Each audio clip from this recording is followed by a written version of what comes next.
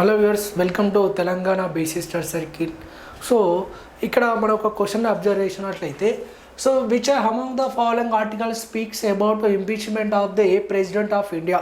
So భారత రాష్ట్రపతిని తొలగించే ఆర్టికల్లో ఇండియన్ కాన్స్టిట్యూషన్లో ఏ ఆర్టికల్ ప్రకారం భారత రాష్ట్రపతిని తొలగించవచ్చు? ఆర్టికల్ 63, 62, 61, 60.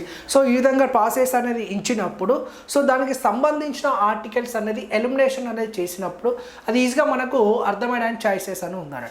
సో ఆర్టికల్ 63 ఏం చెప్తుంది మనకు? ఇక్కడ వైస్ ప్రెసిడెంట్ ఆఫ్ ఇండియా భారతదేశానికి ఒక ఉపరాష్ట్రపతి ఉంటాడని చెప్పేది ఈ మనకు ఆర్టికల్ 63. ఆర్టికల్ 63, 62 అనేది వేకెన్సీ ఆఫ్ ది ప్రెసిడెంట్ యొక్క పదవి వేకెన్సీ గురించి చెప్తుంది. ఆర్టికల్ 61 అనేది ఇంపీచ్మెంట్. సో ఇంపీచ్మెంట్ అనేది ఆర్టికల్ 61.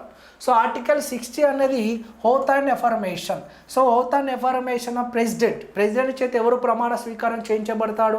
భారత సుప్రీంకోర్టు సీజే లేదా senior judge of supreme court.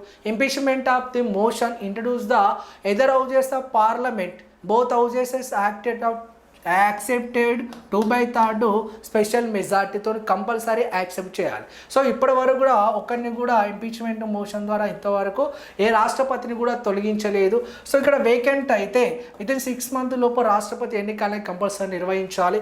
Next ఇక్కడ 15 రోజులు అతని యొక్క పదవి కాలం మనం చూసినట్లయితే 5 years. 5 yearsలో 15 days ముందే అతని యొక్క నూతన రాష్ట్రపతి యొక్క ఎన్నికలను నిర్వహించాలి. నెక్స్ట్ ఇక్కడ వైస్ ప్రెసిడెంట్ పదవి గురించి చెప్పేది, భారతదేశానికి ఒక ఉపరాష్ట్రపతి ఉంటాడని చెప్పేది ఆర్టికల్ 63 అన్నాడు. Okay, thank you.